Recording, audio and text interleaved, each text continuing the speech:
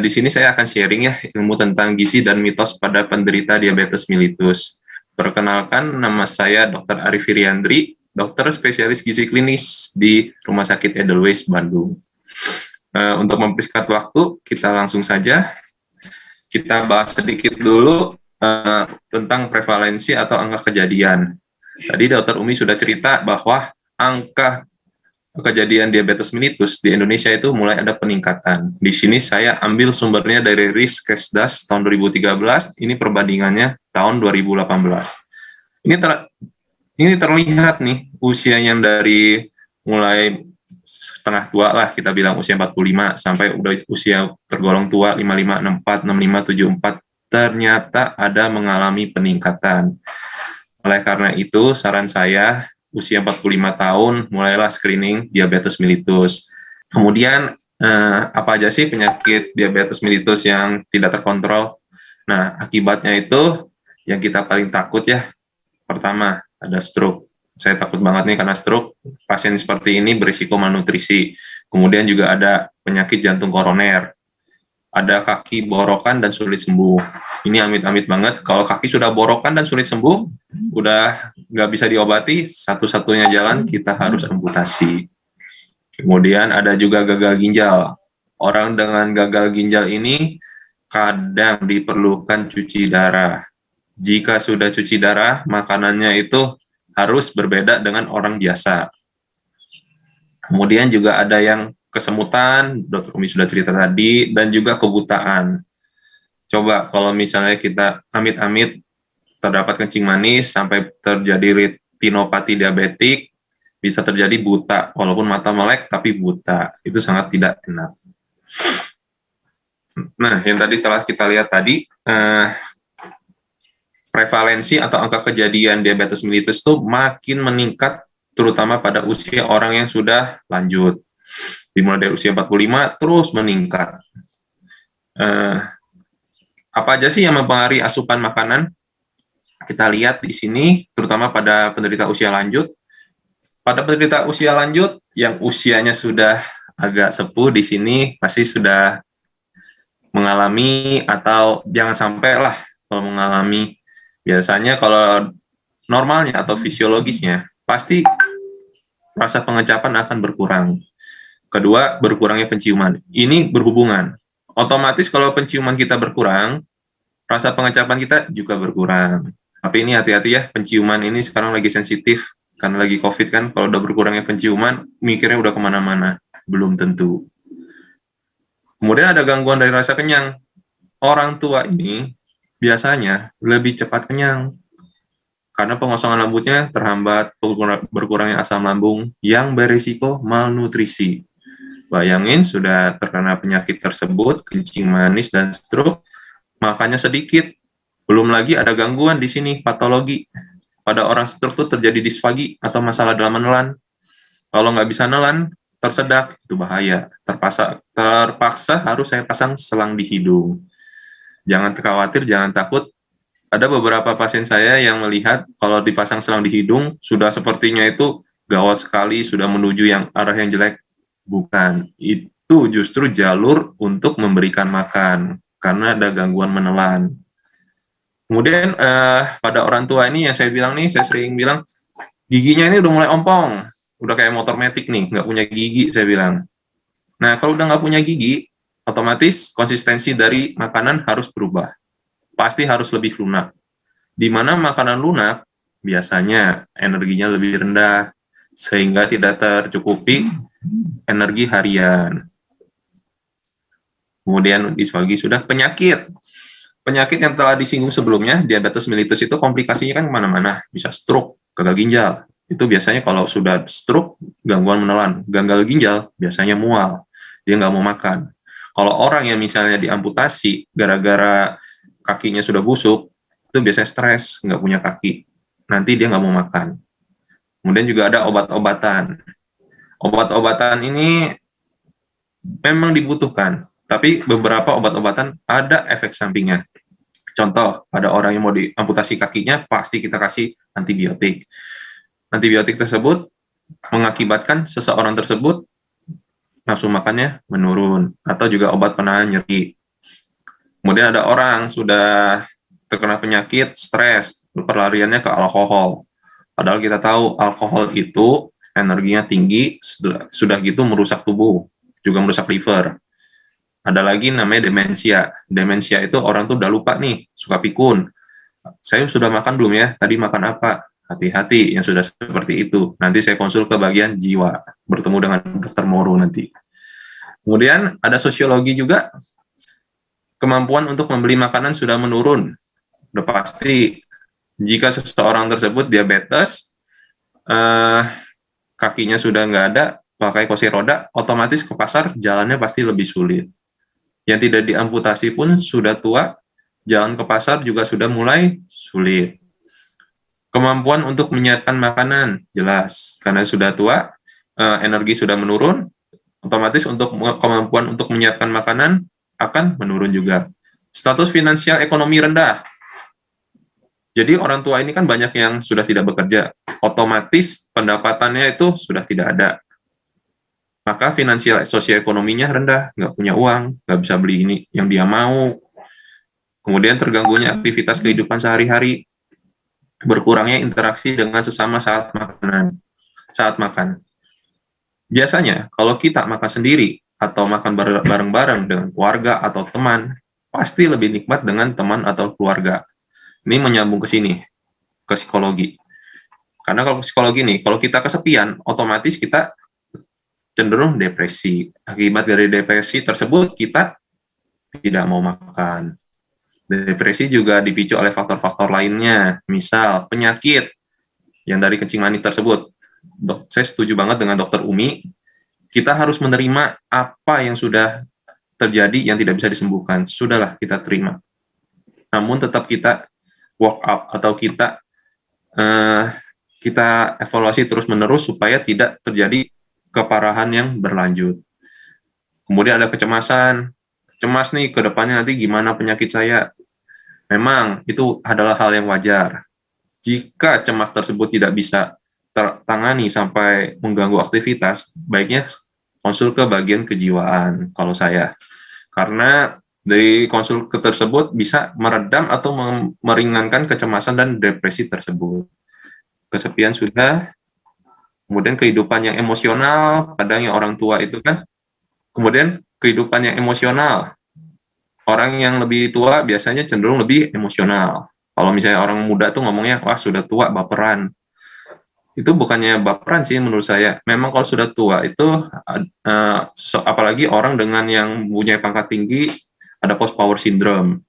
Jadi cenderung lebih gampang emosional. Berkabung, misalnya ada teman yang meninggal atau pasangan yang meninggal, otomatis tidak nafsu makan karena depresi. Dan disforia ini orang-orang pada orang tua ini untuk menyenangkan dirinya itu sudah mulai berkurang sehingga terjadi disforia. Akibat makannya sedikit dan penyakit yang diderita orang tua tersebut beresiko sekali untuk terjadinya malnutrisi. Lihat di sini angkanya, 31,9% ada di rumah, 46,2% di komunitas, rumah sakit atau rumah sakit atau institusi. Ini faktor risikonya sudah di belakangnya tadi.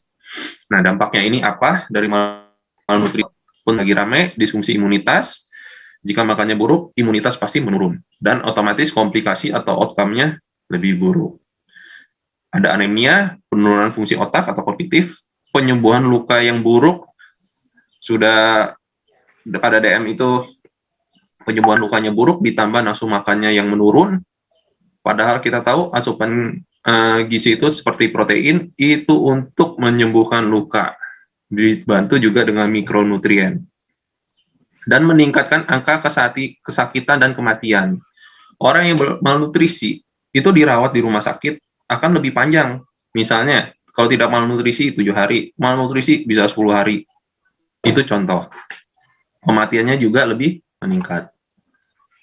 Nah, ini saya terangkan sedikit yang bagian ini dari Perkeni, Persatuan Endokrinologi Indonesia.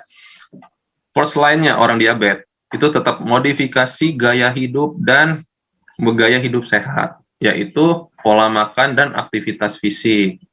Jadi yang dikonsulin dari dokter Umi ke saya, kan ada tuh orang diabetes, misalnya HbA1c-nya masih belum cenderung masih ya sekitar 7. Biasanya beliau tidak memberikan obat. Dokter Umi telepon saya, Rif, tolong ini Dokter Arif, tolong ini diubah pola lifestyle-nya, seperti pola makan dan aktivitas fisik. Kemudian nanti dipantau oleh kita berdua. Setelah dicek lagi, pasiennya ternyata ada perbaikan, HbA1c-nya bertahan kurang dari 7, belum perlu obat. Ada beberapa pasien yang kita seperti itu.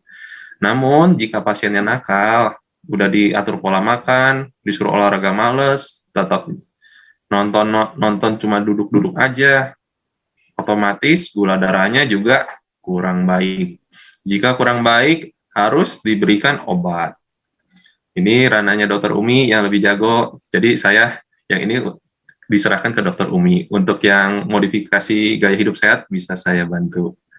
Kemudian ini dia, pada penderita kencing manis itu kebanyakan orangnya itu obesitas atau gemuk-gemuk. Biasanya ini penyakit anak sayang orang tua, saya bilang.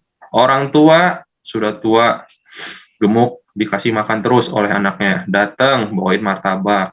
Datang, bawain brownies. Datang, bawain makanan enak-enak. Betul sayang orang tua, tapi hati-hati. Obesitas itu merupakan faktor risiko yang bisa diubah pada penderita kencing manis. Di sini adalah dari American Diabetic Association, masih tergolong baru, tahun 2018.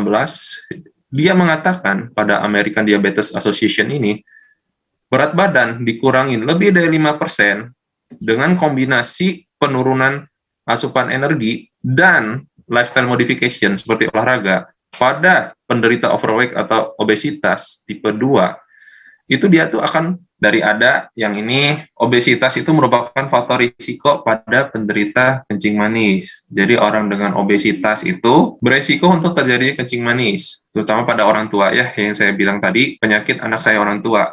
Kalau main ke rumah orang tua, bawain martabak, bawain brownies, bawain makanan lainnya yang tinggi-tinggi energi. Orang tuanya diundang makan, sehingga terjadinya obesitas. Ini pada American Diabetes Association, dia merekomendasikan penurunan berat badan lebih dari 5%, gabungan dari pengurangan asupan makan dan juga olahraga, itu direkomendasikan dan juga dia rekomendasinya A, sangat direkomendasikan berarti. Jadi, hitung aja berat badan Anda sekarang misalnya 80 kilo, mengurangi 5% aja, sekitar 4 kilo, itu sudah bagus. Tapi kalau saya targetnya minimal 7%. Kemudian, untuk kebutuhan gizi, ini nggak bisa dipatok rata. Ini jika misalnya pasiennya nggak bisa kita ukur, nggak bisa kita intervensi, nggak bisa ketemu, ini cuma patokan saja. Karena kebutuhan masing-masing individu itu berbeda, tergantung jenis kelamin, usia, aktivitas, berat badan, juga faktor-faktor lainnya. Jenis kelamin otomatis pada laki-laki pasti lebih tinggi ketimbang perempuan. Jelas, ototnya biasanya lebih banyak kalau laki-laki. Untuk usia, ini tergantung. Kalau usia sudah agak sepuh atau agak tua, memasuki lanjut usia, otomatis kebutuhan energinya akan menurun. Aktivitas, orang yang aktivitas fisiknya tinggi, bekerja menggunakan kekuatan fisik atau psikis yang tinggi, otomatis energinya harus lebih besar. Untuk berat badan, ini bervariasi, tergantung apakah Anda ingin gemuk, atau ingin menurun, atau ingin berat badannya stabil. Ini berbeda sekali. Ini hitungan gampangnya, sekitar lelaki 30 kalori per berat badan per hari, kurang lebih 1.500 sampai 1.800 kilokalori per hari. Namun ini tergantung ya, nggak bisa patok rata. Kemudian perempuan kisaran 25 kilokalori per berat badan per hari, sekitar 1.200 sampai 1.500 kilokalori per hari. Sekali lagi, ini hanya patokan. Yang tadi, untuk yang faktornya adalah salah satunya usia, kita tahu semakin bertambahnya usia, maka tubuh akan kehilangan massa bebas lemak atau lean body mass. Itu otot yang tidak ada lemaknya. Ini yang metabolismenya aktif. Kalau menurun, otomatis BMR-nya pasti menurun. Selain itu, terjadi peningkatan massa lemak tubuh yang terdistribusi dari perifer ke sentral atau abdomen. Jangan aneh, orang makin usianya tua, perutnya akan makin buncit. Banyak yang bercanda ke saya, orang tua, kan sudah mapan dok. Iya, perutnya mapan, maju ke depan, saya bilang, itu penyakit. Hati-hati ya, ini lingkar perut, kalau ke saya targetkan harus turun. Akibatnya menurun massa otot, rasio massa lemak terhadap massa otot menjadi meningkat, sehingga BMR menurun, yang telah tadi saya jelaskan sebelumnya. Nah, ini alatnya ini ada di Rumah Sakit Edelweiss. Ini adalah BIA, Biometrical Impedance Analyzer, kemudian ada laptop, nanti ini tersambung dan kemudian di-print hasilnya. Namun untuk penggunaan alat ini, tidak boleh orang yang memakai alat pacu jantung. Saya pasti tidak akan mengizinkan. Hasilnya itu seperti apa? Kira-kira seperti ini. Ini hasilnya yang tadi diukur dengan alat tersebut. Ini ada orang tes, orang ini adalah laki-laki usia 29 tahun. Ini adalah tes subjek sehat. Jadi ini adalah subjek yang sehat. Dia memiliki tinggi 1,7 meter atau 170 cm dengan berat badan 68,65. Alat ini bilangnya bagus, normal weight. Tapi ini kriterianya dia menggunakan kriteria WHO, bukan Asia Pasifik. Untuk kriteria Asia Pasifik 18,5 sampai 22,9. Nah, laki-laki ini agak lebih sedikit lah. Kemudian untuk, nah ini yang saya harus lihat nih, fat mass. Jadi ini lemak kalian tuh ada berapa banyak sih? Orang ini masih normal, 20-25%. Jadi kalau lemaknya ini kebanyakan, resiko untuk terjadi kardiovaskuler atau terjadinya stroke itu makin meningkat. Saya turunkan dengan salah satunya dengan pola makan dan obat-obatan. Kemudian ini juga fat free mass, ini yang massa yang bebas lemaknya. Skeletal muscle mass, otot. Di sini kelihatan. Apakah Anda suka olahraga atau tidak oleh saya? Kalau orang jarang olahraga atau misalnya sudah ke saya ternyata kontrol olahraga tidak dilakukan, sama saya terlihat di sini kok tidak naik, malah cenderung menurun. Walaupun turun berat badan pun normal, tapi sedikit. Kalau turunnya banyak, tapi kemudian ininya lemaknya nggak turun, hati-hati, berarti makannya jelek. Kemudian ini untuk komposisi chartnya, orang cenderung kemana, itu nggak perlu dibahas. Kemudian, nah ini yang saya bilang perut mapan, perut maju ke depan. VAT adalah visceral adipose tissue, di mana lemak di bawah perut yang nggak bisa dicubit. Kalau misalnya dioperasi, perutnya dibuka, itu lemaknya tersimpan di bawah lapisan perut tersebut. Ini hati-hati ya, ini sumber penyakit. Ini energi yang dibutuhkan. Jadi saya itu kalau misalnya tadi kan kita tahu hitungan energi secara kasar. Jika menggunakan alat ini, saya bisa melihat berapa sih energi yang kalian butuhkan per harinya. Ini kita bisa tembak lebih akurat. Untuk pola makan kencing manis, jadi Dr. Umi sudah menjelaskan 3J, jenis, jumlah, dan juga jadwal. Jumlahnya itu berapa? Seperti tadi 1.500 sampai 1.800 itu untuk perkiraan kasarnya. Jenisnya itu apa? Karbohidrat kompleks. Kemudian ada jadwalnya. Nanti di belakang saya bahas jadwalnya jam berapa aja. Karbohidrat untuk jumlahnya berkisar 45-60%. Sumbernya bebas. Dari ini nasi, mie, bihun, kentang, singkong, roti gandum.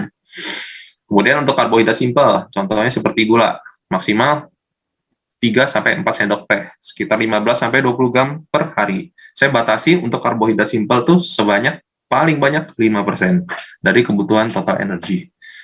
Kemudian protein sekitar 15-20%. Sumbernya dari mana aja? Ada protein hewani, daging ayam, daging sapi, ikan, telur. Kemudian ada protein nabati, tempe, tahu, kacang-kacangan. Pada penderita diabetes mellitus dengan gagal ginjal, banyak penderita yang takut makan protein hewani. Padahal masih diperlukan, cuma ada ukurannya memang. Itu harus diatur antara protein hewani dan nabatinya, supaya kebutuhan proteinnya tetap terjaga. Kemudian ada lemak. Lemak masih dibutuhkan, jadi lemak itu kita jangan benar-benar anti. Di sini aja lemak 20-30%.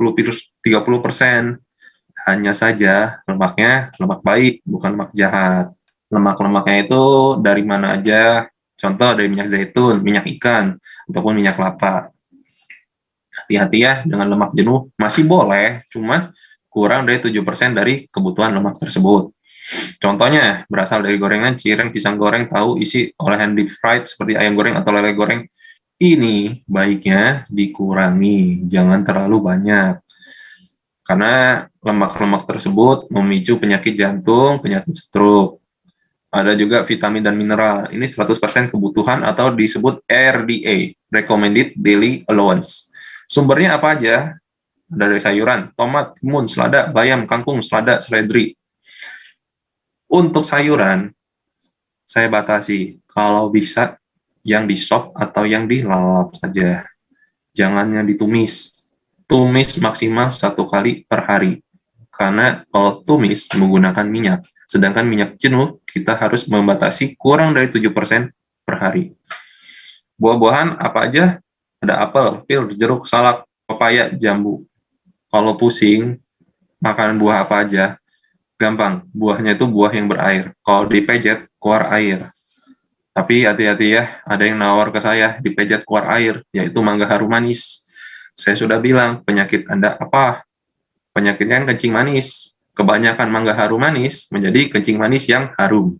Hati-hati ya, kalau nawar mangga harum manis, tinggi itu energinya dan gulanya. Buah dan sayuran merupakan sumber serat yang baik, juga disarankan berkisar 20-35 gram per hari.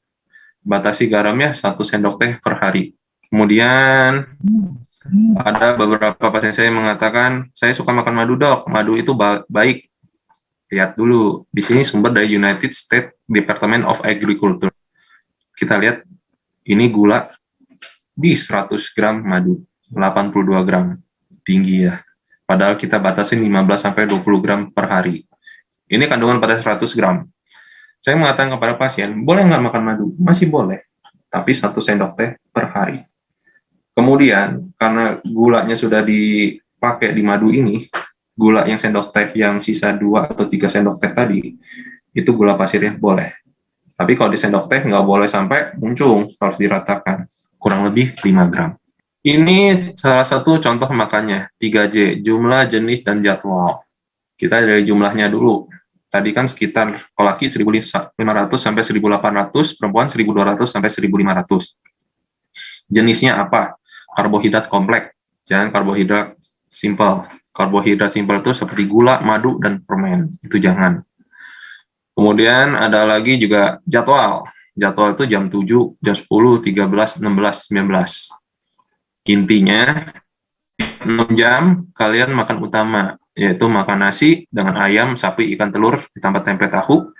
Kemudian ada sayur-sayuran, selada, timun, tomat, bayam, brokoli, pare. Baiknya jangan ditumis. Kemudian ada buah-buahan juga. Jam 10, ngemilnya paling bagus apa? Buah-buahan. Yang dipejet bisa keluar air. Cuman hati-hati dengan buah yang dipejet yang keluar air, yang seperti saya bilang sebelumnya. Hati-hati ya, banyak mitos sekali di masyarakat kita. Diabetes, nggak boleh makan nasi. Masih boleh kok makan nasi. Dibanding orang yang ngomong diabetes, harus makan kentang aja. Wah, kata saya kurang tepat itu. Orang Indonesia, kalau tidak makan nasi, itu belum makan. Katanya seperti itu. Kalau makan kentang, misal, saya biasanya kalau kentang ini untuk pengganti nasi, dan dipastikan pasien itu harus kenyang. Boleh kentang, saya bilang, kurang lebih 100-120, saya bilang. Kamu makan kentang, makan sayuran, makan daging-daging seperti ini, pastikan kenyang, tidak boleh ngemil lagi. Biasanya yang saya temukan, orang-orang yang makan kentang, kemudian hanya makan kentang sama tempe-tempe dan sayuran, tidak makan protein hewani, kurang kenyang. Akibatnya, ngemil. Ngemilnya luar biasa enak. Brownies, apalagi martabak, nagasari, risoles, itu kan tinggi energi semua kan, dan juga banyak lemak trans. Akibatnya, gemuk. Kemudian gula darahnya tinggi. Gula darahnya tinggi, HbA1c-nya tinggi, kemudian saya konsul ke dokter Umi untuk diperbaiki karena sudah terlalu tinggi. Jadi hati-hati ya. Makan nasi masih boleh kok. Cuma ini patokannya 45-60% kebutuhan, kurang lebih 100-120 gram lah masih oke. Di makanan pokok. Dibagi-bagi jadinya ya, makanan pokok, lauk pauk, sayuran dan buah-buahan. Jangan alergi sama nasi. Masih boleh. Makan mie pun masih boleh, tapi ada takarannya ya. Makan juga jangan puasa lama terus makannya banyak. Itu juga bahaya ya, gula darahnya langsung tinggi. Baiknya makan sedikit tapi sering, supaya gula darah tidak melonjak tinggi ataupun menurun tajam. Kalau menurun tajam, takutnya hipoglikemi, koma, atau tidak sadar. Nah, jenis-jenis makanan yang jenis-jenis cemilan yang boleh atau enggak. Ada yang oke, ada yang no. Jadi yang oke dulu, makanan rendah kalori. Cemilannya itu apa aja sih? Apel, pir, jeruk, salak, pepaya, itu masih boleh. Kemudian minuman rendah kalori, teh tawar masih boleh, cuma batasi ya. Sehari, kalau saran saya 2 gelas aja cukup, ataupun kopi hitam juga 2 gelas. Karena takutnya kebanyakan minum teh, kalian ada resiko anemia, terutama pada pasien yang nggak mau makan, maka anemia juga bisa memberat. Kemudian jus buah tanpa gula. Buahnya, tapi jangan seenaknya. Misalnya kalau jeruk itu, jeruk kan kata dokter Arif, glycemic index-nya nggak gitu tinggi. Sekali ngejus, sekilo. Nah itu glycemic load-nya kan tinggi. Nanti di belakang saya jelaskan, tetap aja gulanya akan meningkat. Ketimbang misalnya kalian makan coklat, sudah tahu glycemic index-nya rendah, tinggi, tapi makannya sedikit, otomatis glycemic load-nya lebih rendah ketimbang jus jeruk yang 1 kilo. Mendingan makan coklat yang sedikit.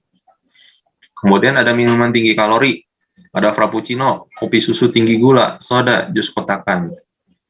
Di Indonesia kan sudah banyak nih, warung kopi, minuman kekinian, minumannya extra sugar, ukuran tertinggi, kemudian toppingnya, juga toppingnya yang banyak, enak banget, manis banget, gulanya langsung tinggi banget. Hati-hati ya. Kalau bisa tuh kalau misalnya beli suatu jus kotakan atau susu ataupun apapun itu, baca nutrition fact-nya di belakang. Lihat gulanya, per serving berapa. Rata-rata minuman jus kotakan, soda, itu saya temukan 15-20 gram ke atas. Itu tinggi ya, untuk 1 hari itu. Kemudian makanan tinggi kalori, kentang goreng, ayam deep fried, big burger, gorengan, misalnya pisang goreng, cireng, risoles. Yang tadi sebelumnya, orang makan kentang, nggak puas, ini ngemilnya biasanya pisang goreng, risoles di Indonesia yang sering ditemukan. Dan makannya nggak tanggung-tanggung, pisang goreng 4, cirengnya 4, risolesnya 2, kadang tuh luar biasa ya. Ini beberapa saya ambil dari buku, yang urutannya adalah yang ini glycemic index, sebelahnya glycemic load, dan per 100 gram energinya berapa.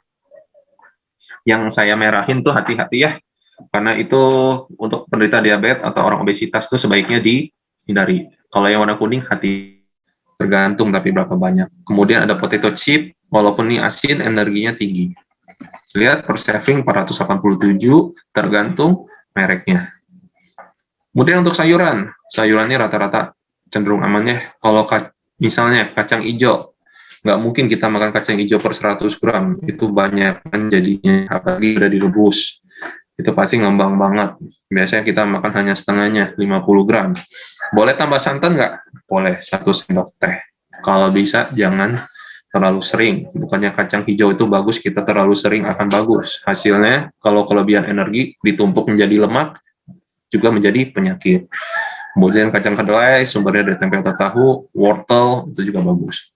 Kemudian untuk olahraga saran saya seminggu 3 kali, bolehlah 4 kali, dengan interval sehari 2 hari sekali, waktunya kurang lebih 50 menit per sesi, atau boleh 1 jam, dibulatkan, tipenya, nah ini yang saya setuju banget dengan Dr. Umi, ya sudah, kita pakai nonton di video online pun juga bisa, contohnya senam aerobik. Kalau misalnya lagi memiliki dana lebih, bolehlah beli treadmill, air walker, sepeda statis, taruh depan TV atau depan tablet, sembari jalan atau sembari ngegoes sepeda, sembari nonton, itu boleh. Itu malah lebih nggak kerasa dan saya sarankan. Kemudian, olahraga apa sih yang paling bagus untuk menurunkan berat badan dan juga untuk orang diabetes mellitus? Saya menemukan 1 olahraga yang paling bagus, yaitu olahraga yang dilakukan. Jadi, olahraga apapun boleh yang saya sarankan, tapi harus dilakukan. Kemudian untuk saran olahraganya, selalu memakai alas kaki ya, karena untuk menghindari luka. Karena kita tahu pada penderita diabetes mellitus, kaki jika terluka sulit sembuh. Kemudian periksa alas kaki, digetok dulu, dikeluarkan, siapa tahu ada nyangkut sesuatu.